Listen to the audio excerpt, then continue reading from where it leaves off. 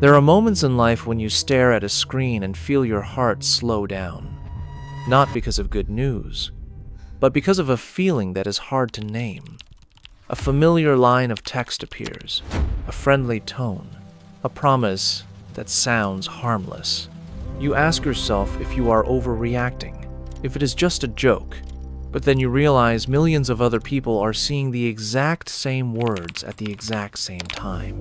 In small kitchens, cramped bedrooms, offices long past closing hours. Some people laugh, some believe, some hesitate for just a few seconds. And sometimes, that single second is enough for everything to turn in a different direction. If that message was not about money, if it was about fear, about danger, about something urgent, what would happen if the whole world listened and no one had time to verify it? We like to believe there are places that are safe, voices that cannot be imitated. But that night, a quiet question surfaced in the minds of millions. If the thing we trust the most suddenly lies, how would we even know? Within minutes, the most recognizable names on the planet begin to speak. A voice tied to the future and technology. A voice once associated with trust and moral authority. A brand that had never spoken before suddenly appears, as if it had been waiting for this exact moment.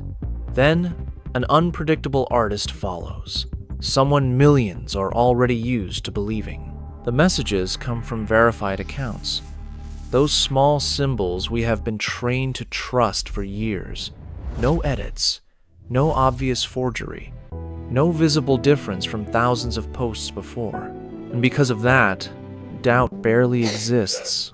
Some people smile and think it is an unusual act of generosity.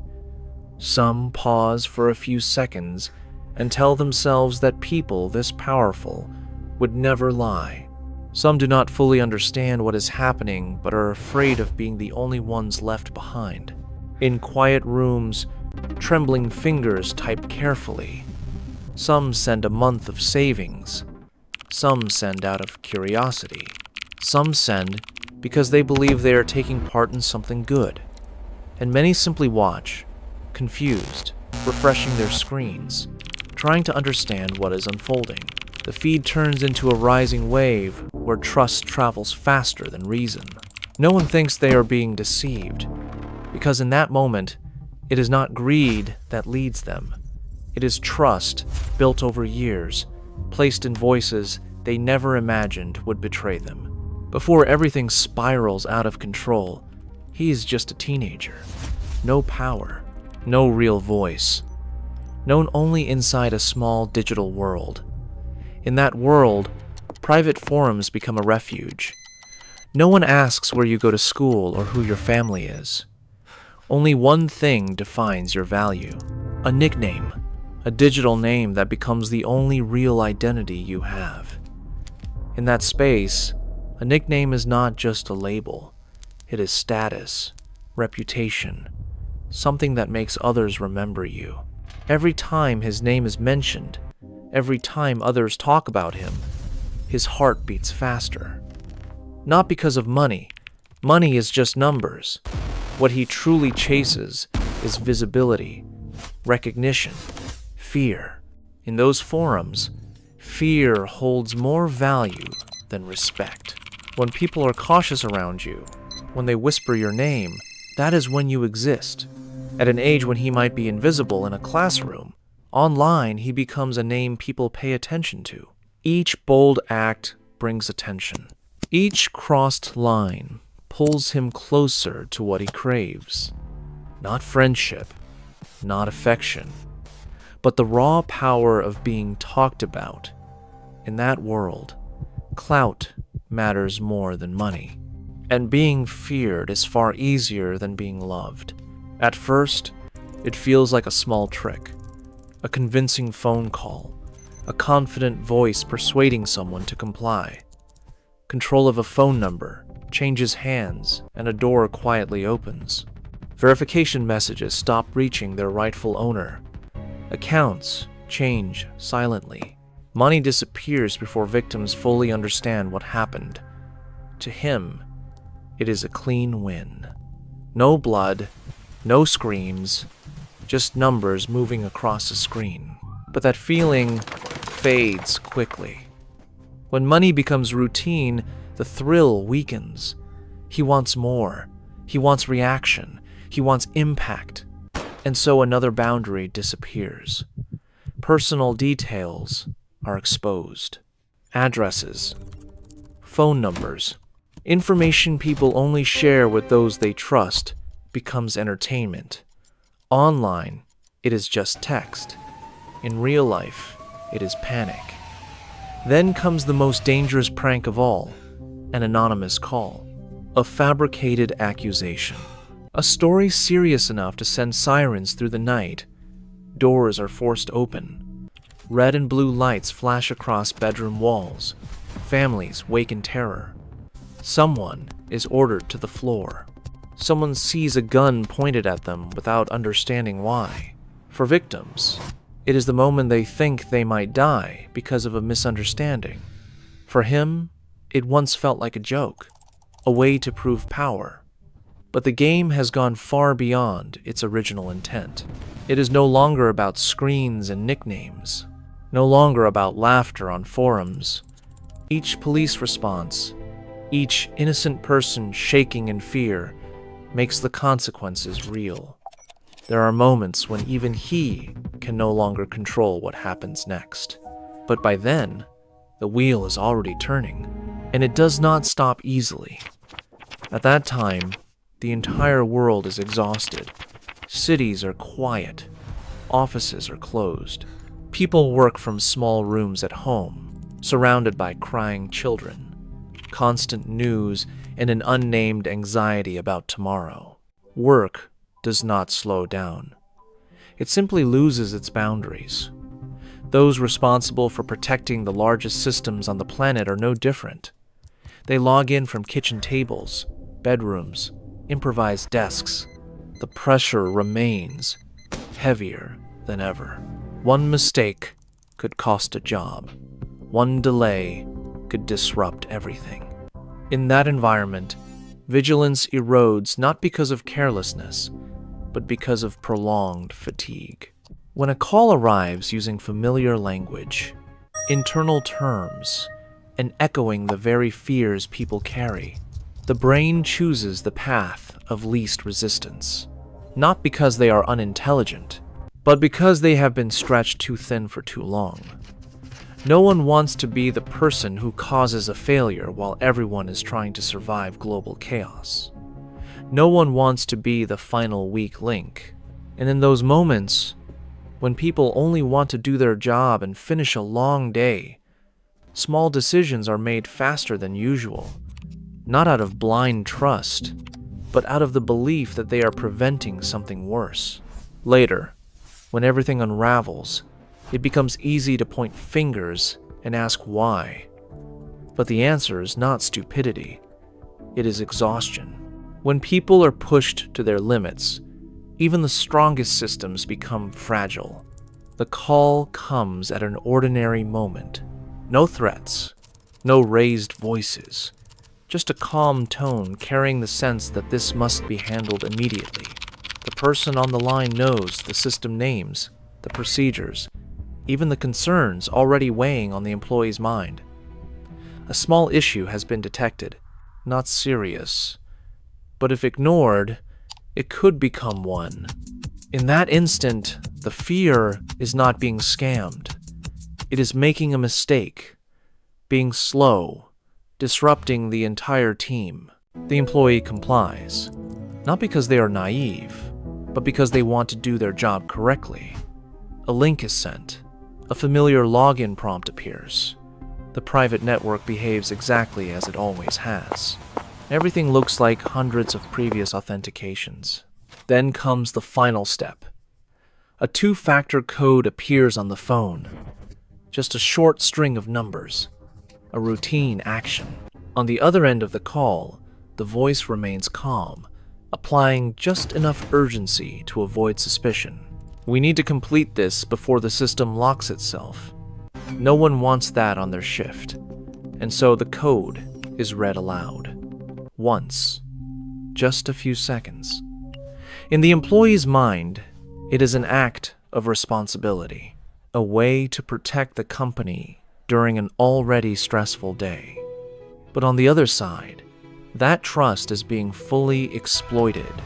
No forced entry, no direct attack.